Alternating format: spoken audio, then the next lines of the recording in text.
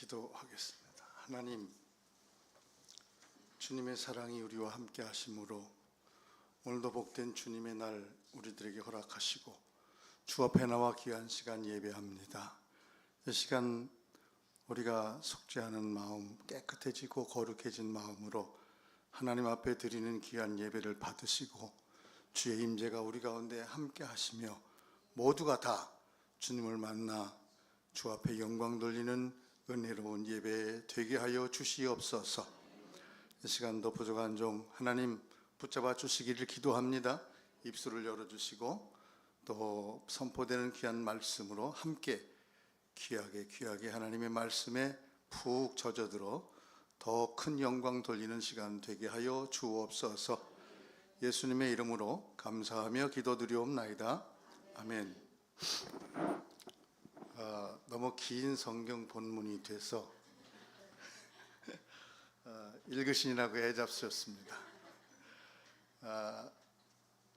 실질적으로는 이게 이제 고린도후서 11장 전체의 말씀을 우리가 봐야 되는데 너무 길어서 그래도 좀 중간에 끊어야 되겠다. 그래서 적당한 시점에 끊은 것이 15절입니다.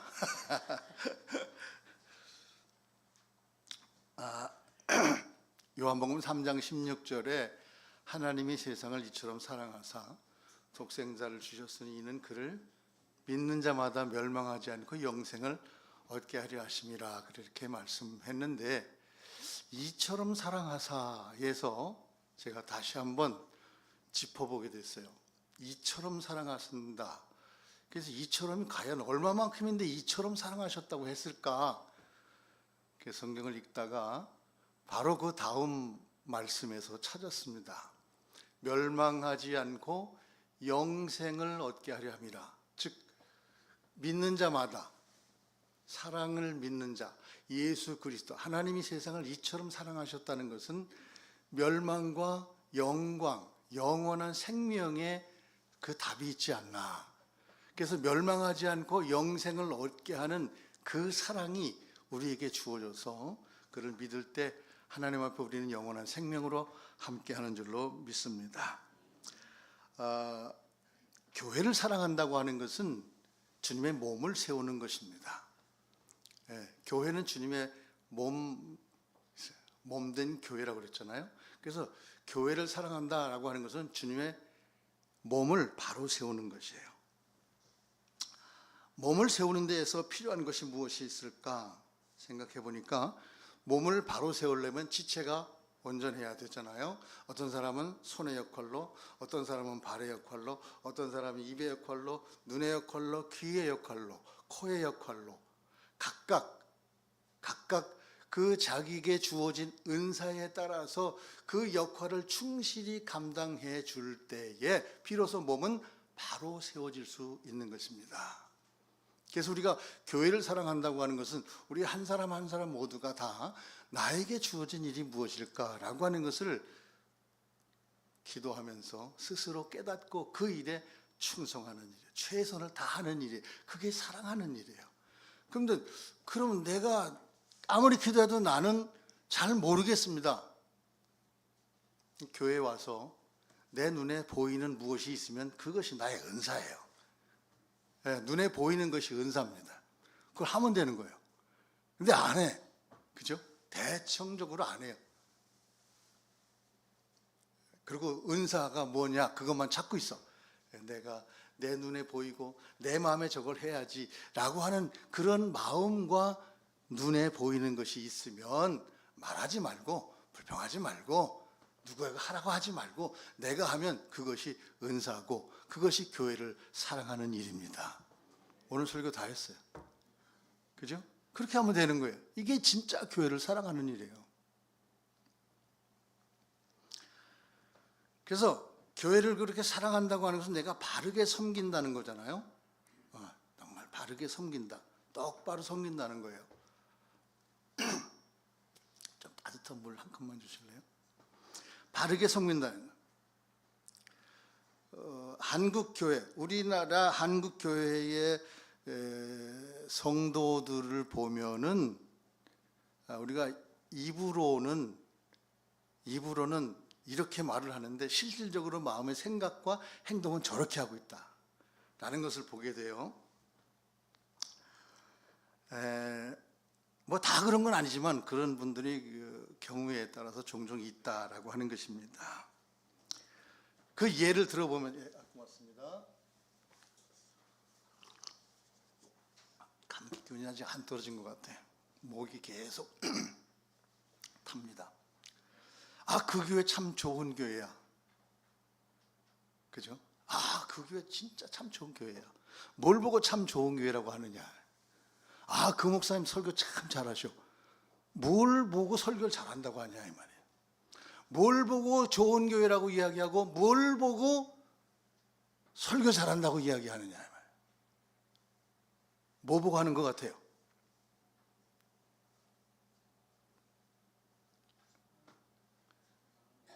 내 마음에 들어 안 들어? 그거 보고 하는 거예요.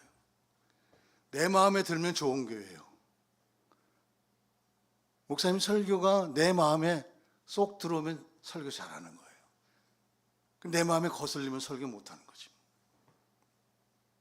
내 생각이 좋고 내 마음에 좋고 내가 보기에 좋아 보이면 그 교회 좋은 교회고 그 목사님 설교 잘하는 목사, 그렇게 편향된 생각과 믿음을 가지고 우리가 신앙생활하는 사람들이 종종 있는 것을 보게 된다 이 말이에요.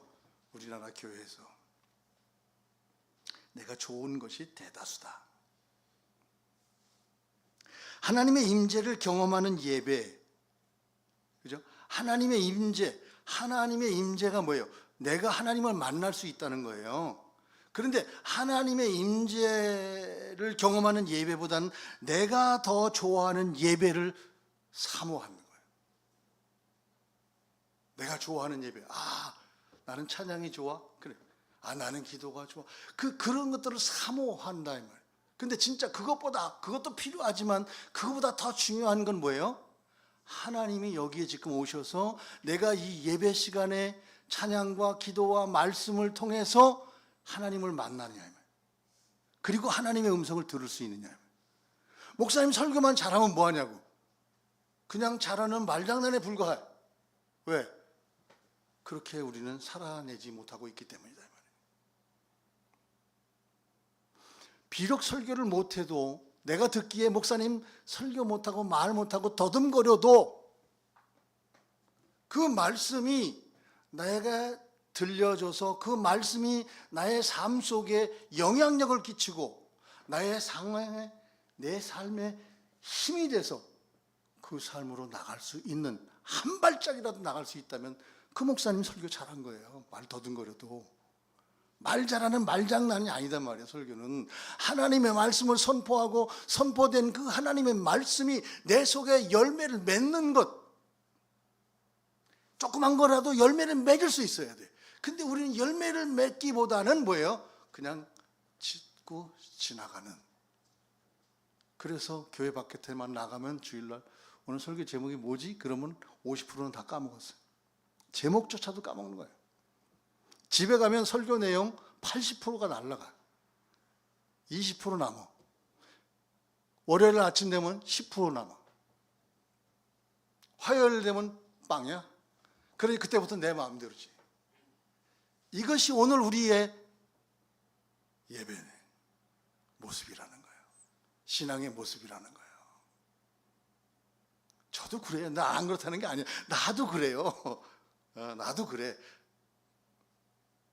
그렇게 안 하려고 무척 애를 쓰고 노력은 하지만, 좀 풀을게요. 답답해서. 하지만 나도 시간이 지나고 날짜가 지나면서 그렇게 돼가더라 이 말이에요. 그래서 그렇게 하지 않으려고 더 노력을 하고, 제가 지난번에 말씀한 것처럼 목사는 그 삶이 설교고 설교가 삶이 되어야 된다고 설교하고 있지만, 그러나 나라고 그렇게 하겠냐 이 말이에요.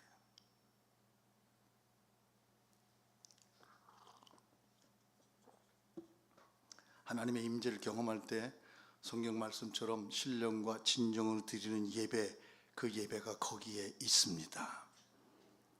하나님의 임재를 경험하려면 내가 속죄해야 돼요. 내 마음이 하나님을 향해서 바로 서 있어야 이 시간 그 하나님을 바르게 바라볼 수 있는 거예요. 삐딱하게 서 있는데 바로 볼 수 있을까요? 안 돼. 옆모습밖에 볼 수 없잖아요. 정면을 바라보고 하나님의 임재를 경험하고 그 임재를 경험할 때 교회를 사랑하는 것도 마찬가지예요. 하나님 사랑하고 예수님 사랑하고 교회 사랑하고 이웃을 사랑하고 형제 자매를 사랑하고 나를 사랑할 수 있는 그 사랑의 은혜를 우리가 경험하는 거잖아요.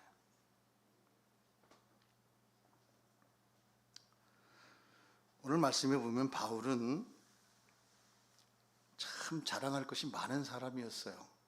자랑할 것이 많은 사람. 그럼에도 불구하고 그 자랑 다 내려놓고 마지막 33절에서 뭐라고 말하 30절에서 뭐라고 말하냐면 내가 부득이 내가 자랑해야 된다고 하면은 나는 나의 약한 것을 자랑하겠다. 자기의 연약함을 자랑하고 있는 거예요. 그러면서 32절, 33절 계속 나갈 때 33절 특별히 아주 다메섹에서 그 치명적인 자기의 약점을 이야기하는 거예요. 누구에게도 사도행전 9장에서 나오는 이야기인데 누구에게도 이야기하지 않은 이야기를 여기 처음 하고 있는 거예요. 그 성에서 내가 위협을 당할 때 나는 그 성을 빠져나와야 되는데 방법이 없었다. 그런데 마침 거기에 누가 광주리로 나를 넣어서 광주리에 담아서 그 광주리로 물건 성박 같은 내리듯이 나는 그렇게 해서 겨우겨우 도망와서 목숨을 부지했다라고 하는 그 부끄러운 모습을 내놓고 자기 이것이 자랑이다라고 이야기하고 있는 겁니다. 이런 모습을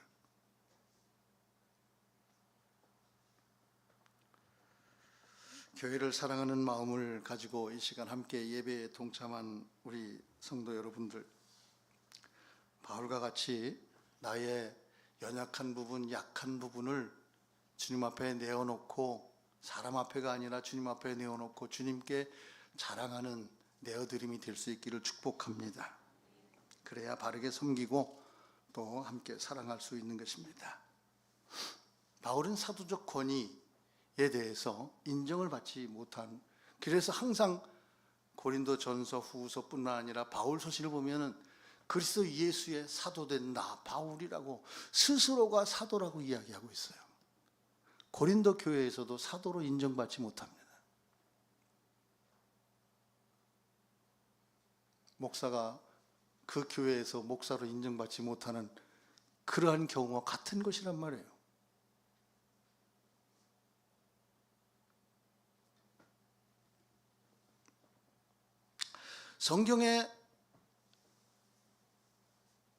성경에서 가장 예수님을 많이 닮은 사람이 누구일까요?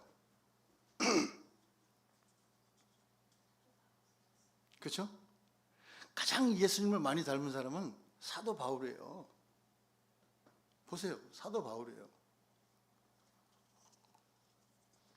그럼에도 그는 그것을 이야기하지 않아요.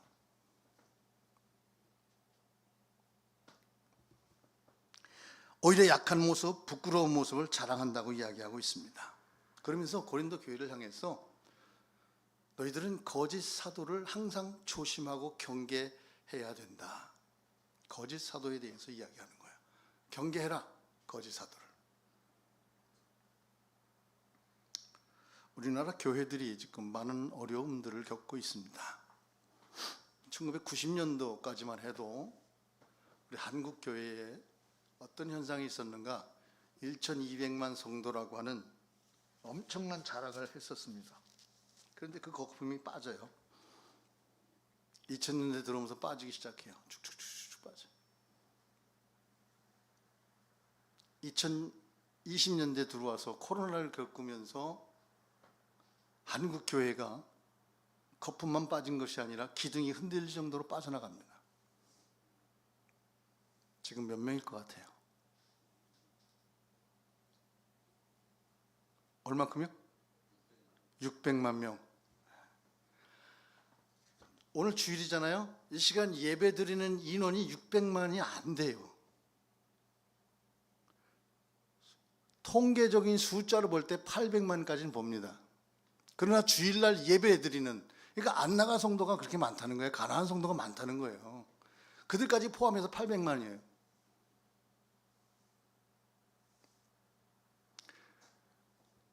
교회들을 이렇게 온라인 방송하는 교회들 이렇게 쭉 보면은요, 그 큰 교회들이 성도가 없어요. 텅 비어 있습니다. 듬성듬성. 이만큼만 의자가 차 있어도 많이 차 있는 거예요.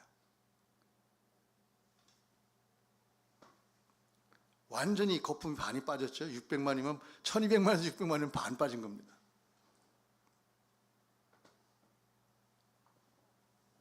스스로 자랑하다가 나락으로 떨어진 겁니다. 스스로 자랑하다가. 그리고 그 안에서 스스로 교만했어요. 우리는 좀 겸손해져야 됩니다. 밖에 나가서 내가 그리스도인이라고 이야기하는 것이 조금 낯간지러운 시대잖아요, 지금. 요새 뉴스에 많이 나오는 이땡땡 권사님, 난 네가 죽었으면 좋겠어. 방송에 그렇게 나오잖아요. 어느 패널이 그래요. 과연 집에 가서 자녀들한테도 난 네가 죽었으면 좋겠어 그렇게 이야기할까? 부끄러운 시대란 말이에요. 내가 그리스도인이라고 이야기하는 것이 낯간지러운 시대란 말이에요. 왜? 우리가 스스로 자랑하다가 스스로 교만하다가 나락으로 떨어진 겁니다. 지금 이 시점에 우리는 정신 차려야 되는 거예요. 유럽 교회가, 미국 교회가 나락으로 추락해서 큰 건물들은 가지고 있지만 예배드리는 인원이 없어.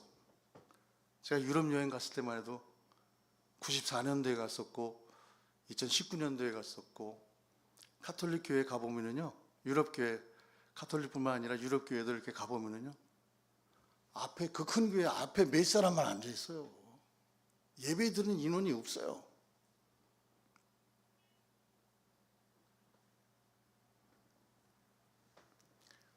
비틀즈가 몇 년대 유행했죠? 80년? 70년? 영국의 비틀즈가 어마어마하게 근데 그렇게 60년, 70년, 60년 그렇게 고공을 찌르고 높은 올라가 올라가던 그들의 인기가 하루아침에 추락을 해. 그 멤버 중에 한 사람이 인터뷰를 하면서 이렇게 얘기합니다. 우리의 인기가 예수 그리스도보다 높아질 것이다. 그리스도가 우리만 못할 것이다. 라고 이야기했어요. 그게 미국에 전해지면서 미국의 그 인기가 하루아침에 떨어지기 시작한 거예요. 그래서 결국 그들이 해체되잖아요. 그런데 사실 나는 영국 교회 상황 속에서 그렇게 얘기했다. 교회는 있지만 예배드리는 인원이 없어. 그 영국 교회 상황 속에서 영국 교회의 예수 그리스도보다 우리가 더 인기가 높다라고 이야기했던 것인데, 그것이 거기만 끝난 것이 아니라 전 세계로 퍼져나가니까 미국은 그 당시에 기독교 국가잖아요. 기독교고 모든 것이 기독교잖아요. 하나님을 모독하고 예수 그리스도를 모독하는 발언이다. 그래서 그때부터 추락해서 결국은 팀이 해체되잖아요. 교만하면 그렇게 되는 거예요. 한국 교회가 지금 그렇단 말이에요.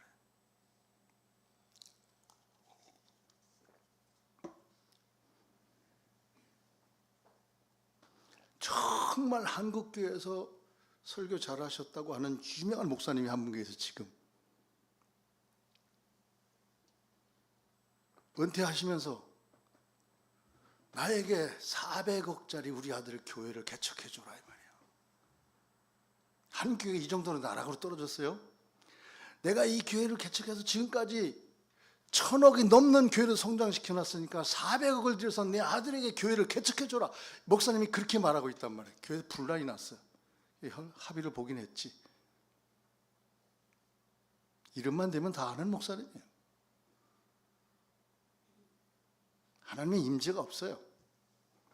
나도 목사지만 하나님의 임재가 없는 예배를 드리고 있고 하나님의 임재가 없는 설교를 하고 있고 하나님의 임재가 없는 기도를 하고 있단 말이에요. 얼마큼 더 깨져야 정신 차릴 것인가?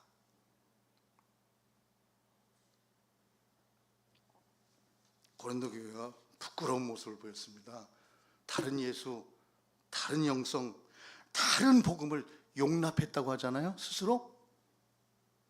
바울이 전하는 복음을 들은 것이 아니라 다른 사도라고 하는 그 사람들이 전하는 다른 예수, 다른 영, 다른 복음을 그들은 잘도 잘도 받아들이는구나 라고 하는 이야기잖아요. 바울이 그렇게 말합니다. 고린도 교회는 얼마나 타락했는지 몰라요. 제가 고린도 교회를 가봤는데 그 당시에 그 타락한 그 모습들의 어떤 현재적 상황이 우편엽서로도 나와 있더라고.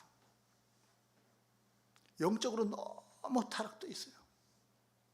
결국 고린도 자체가 멸망했습니다. 도시 자체가 지금 있는 고린도하고 다른 곳에 있었어요.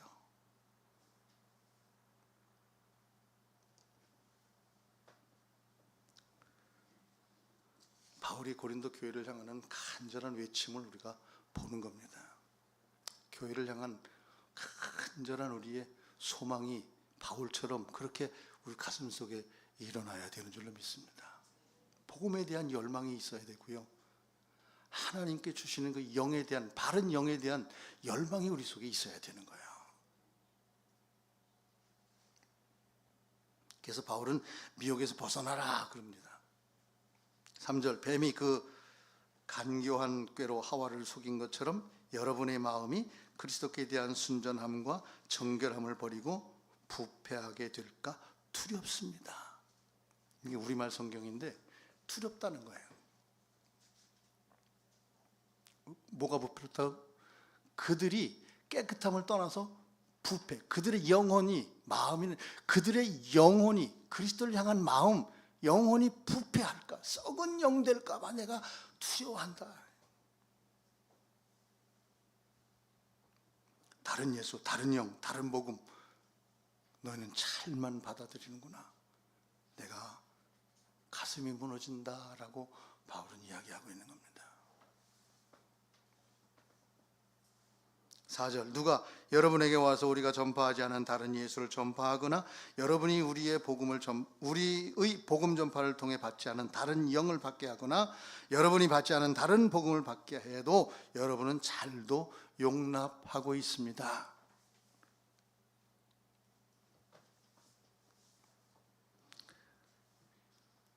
근데 왜 그랬을까라고 하는 것이죠.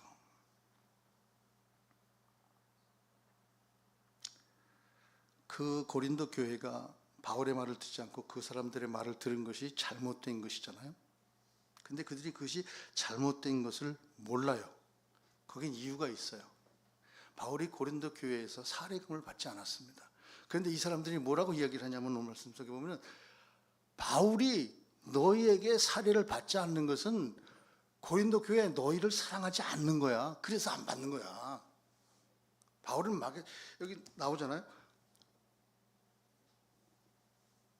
고린도 교회에게, 그리고 우리 8절에 너희를 섬기기 위해 다른 여러 교회에서 비용을 받는 것을 내가 탈취한 것이라 그랬는데 다른 여러 교회로부터 받는 것은 내가 그들에게 요청한 것이다 이 말이에요.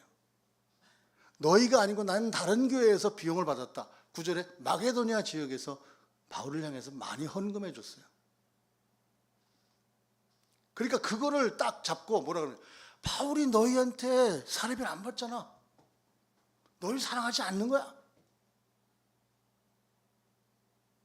진정한 복음이 아니야. 그렇게 말하는 거예요. 바울은 섭섭했어요. 그것이. 나도 섭섭할 것 같아.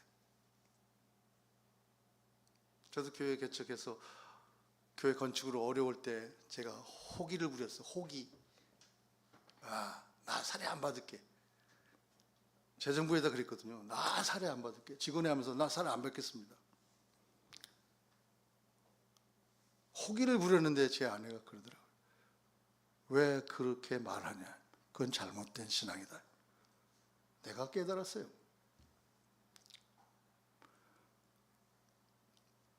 받을 건 받고 내가 그만큼 헌금할 건 헌금하면 되는 거지. 왜 안 받는다고 이야기하냐 이 말이에요. 그건 말이 안 되는 소리라. 바울이 뭐 그 얘기는 아니지만 바울이 그것 때문에 지금 어려움 당하고 있는 거예요.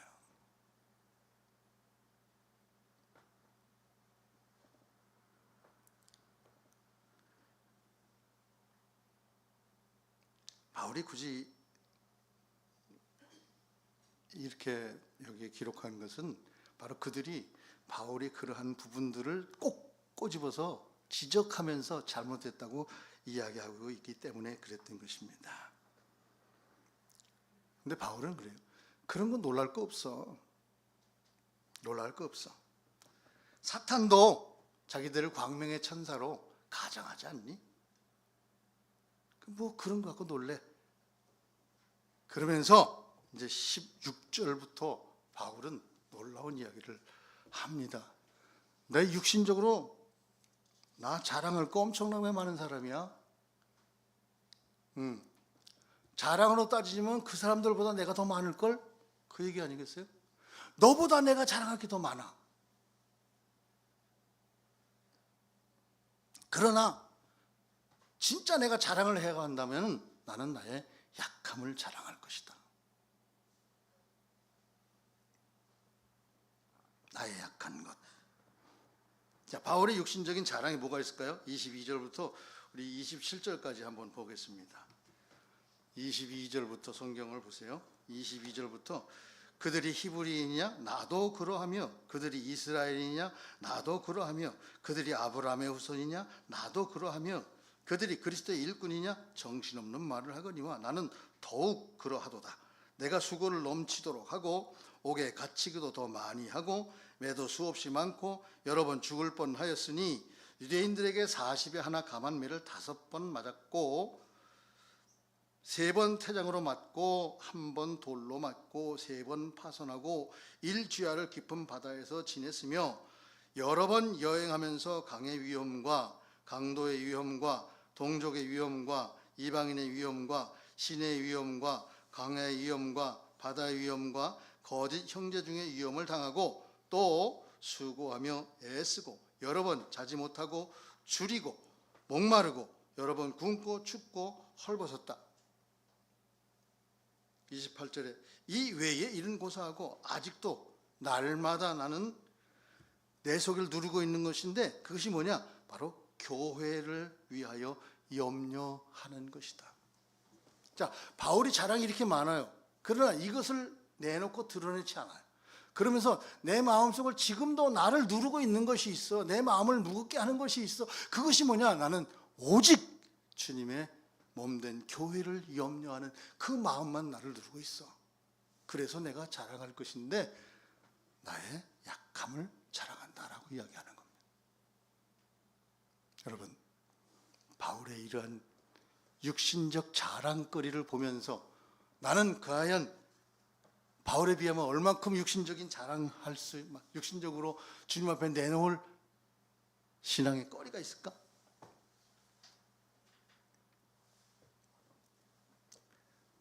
바울의 이 말씀은 오늘 신앙생활하는 우리들의 모습을 비춰보는 거울이 되지 않을까 생각합니다. 저는 거울이라고 생각을 해요.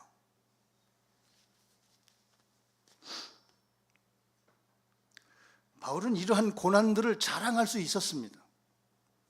그럼에도 불구하고 나의 약한 모습, 약한 것을 자랑한다. 그러면서 다메섹에서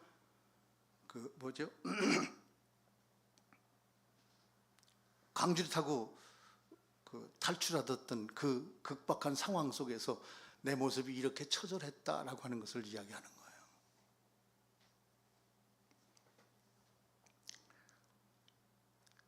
때로는 고난을 자랑하는 사람들이 있습니다. 고난을 자랑해. 가정에서도 그렇고 교회에서도 그렇고. 교회에서 목소리 큰 사람, 집에서 목소리 큰 사람 가만히 보면 어떤 사람이 목소리 클까요? 고난이 현장에 있었던 사람들, 어려움의 현장에 그 어려움의 시간을 지나간 사람들이 목소리가 커요. 내가 그때, 이렇게 말하는 사람은 목소리가 큰 사람이에요.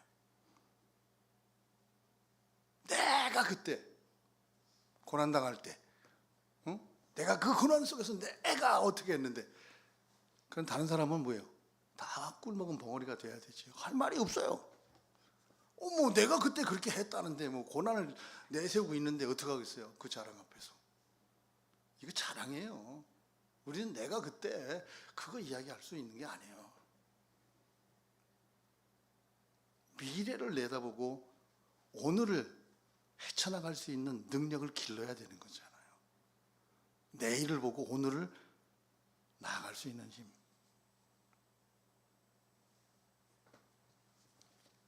그런데 참 이렇게 이제 뭐 나이를 많이 먹은 건 아니지만 이렇게 먹다 보니까 몸이 귀찮아지더라고. 예. 지금 집 주변이 너무 지저분해. 청소를 해야 되는데 이게 안 돼. 예. 너무 지저분한데 청소가 안 돼.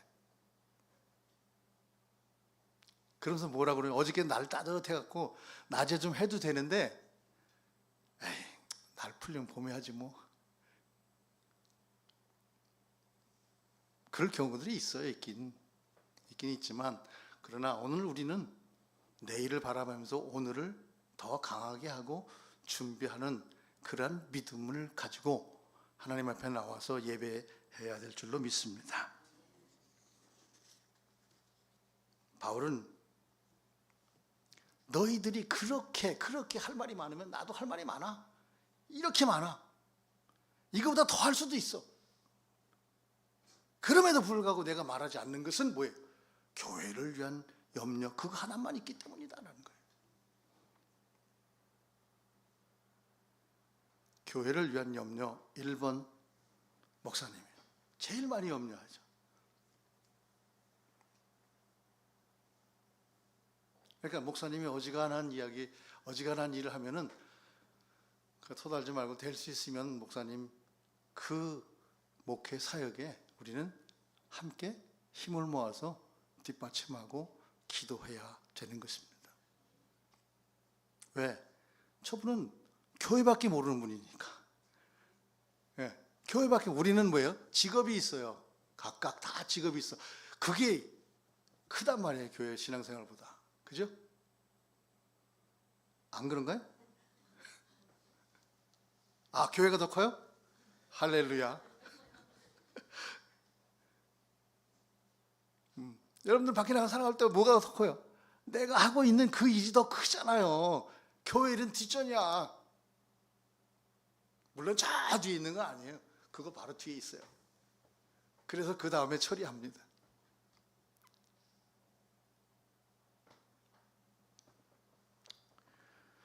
바울이 나도 정신 나간 사람, 정신없이 나도 이야기할 수 있어.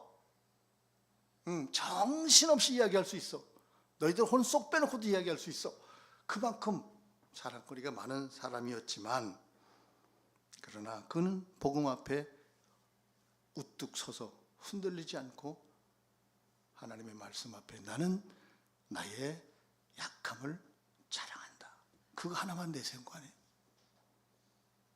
이 교회를 사랑하는 마음인 줄로 믿습니다. 유혹이 있을지라도 우리는 그 이길 수 있는 힘이 오늘 길러야 되는 거예요. 내일 길르는 게 아니라 오늘 길러야 되는 거예요. 지금 길러야 되는 거예요.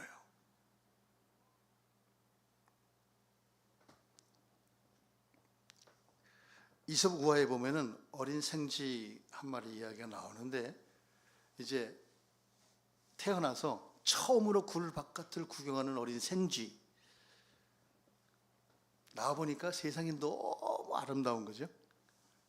길을 조금 가다가 한 짐승을 만났어. 우락부락하게 생겼는데 주둥이도 삐죽하고 발톱도 삐죽하고 머리에는 뿔이 뻘건 게 막 이 수탉이야. 그리고 막 꽉꽉꽉 그러니까 소리도 요란스럽고, 이게 처음 들어보는 소리. 기겁을 해서 도망을 가다가 보니까 고양이를 만났네. 근데 너무 부드러운 거야. 고양이가 미소를 싹 지으면서 너무 부들부들한 게 털도 이쁘고. 그래서 그 고양이를 따라가려고 그러는데 갑자기 뭐 옆에 일이 생겨가지고 놀래가지고 집에 뛰어들어가서 엄마한테 그 이야기를 하는 겁니다. 엄마가 그 이야기를 들으니까 어떻게 될까요? 등허리에 식은땀이 쭉 흐르겠죠. 야, 네가 처음 만났던 그 수탉은 절대 너를 해치지 않아. 그런데 고양이는 앞에서 미소 짓고 부드럽지만 너 잡아먹는 거야. 바울이 그래, 미혹되지 마라. 그러나 뭐야? 사탄도 너희 앞에서는 광명의 천사로 그렇게 아름답게 부드럽게 누가 수탉인고 누가 고양이인가 분별하지 못하게 나타난단 말이에요. 그런데 첫인상에 고양이가 부드러워 보니까 거기 따라가다가 잡혀먹는 쥐가 될 수도 있다는 거 아니겠어요? 진실 정확히 알아야 되는 거예요. 바울은 고린도 교회를 너무 사랑해서 그들의 잘못된 교회관을 깨우쳐주고 그리고 바른 복음을 전하기 위해서 자기가 성도들은 그리스도와 연결시켜주는 중매쟁이 나 사도로 받아주어 나는 너희들과 예수 그리스도를 묶어주는 중매쟁이야 라고 이야기한 겁니다. 사랑하는 우리 가족 여러분들, 바울은 고린도후서 12장 12절에서 사도라고 하는 것에 대해서 이야기합니다. 사도는 잘 참을 줄 아는 사람이 사도다. 그리고 능력을 행할 줄 아는 사람이 사도다. 그리고 그 능력 행함과 함께 잘 견딜 수 있어야 된다. 거기를 나는 여러분과 함께 있을 때에 백방으로 참고 견디며 표징과 놀라운 일과 기적을 행하며 내가 진정 사도라는 증거를 보여주었습니다. 교회를 사랑하십니까? 교회를 사랑하는 여러분 되시기를 바랍니다. 어떤 일이 있어도 잘 참는 여러분 되시고 주님의 이름으로 능력도 행하고 표징도 나타내고 주님과 함께 할 수 있는 모두 되시기를 축복합니다. 우리 약한 모습이지만 주님을 위해서 내 한 몸 내어 드릴 수 있을 때 또 내어 드릴 때 복음을 위한 교회를 위한 약함이 자랑되기를 간절히 소망합니다. 오늘 말씀의 결론은 뭐냐? 교회를 사랑하는 마음. 내가 진짜 교회를 사랑하는 마음은 나의 약한 그 자랑 그것이다. 나의 침묵까지도 드러낼 수 있는 그 마음, 그 자랑이어야 된다. 그렇게 될 때 우리는 2026년 표어가 뭐예요? 하나님의 손으로 형통한 교회잖아요. 하나님의 손으로 형통해요. 그러기 위해서 내가 그렇게 주님을 사랑하고 나의 약함을 내려놓을 수 있는 그 자랑하는 그리스도인으로 섰을 때에 주님의 손에 의해서 형통해지는 교회가 되고 교회를 새롭게 하고 예배를 바르게 하고 뜨겁게 하고 그 다음에 가정을 바르게 하는 그런 우리의 신앙으로 열매를 맺어가게 될 수 있을 줄로 믿습니다. 그렇게 우리 교회를 세워나가고 사랑하는 여러분 되시기를 주님의 이름으로 축복합니다. 우리 늘 부르는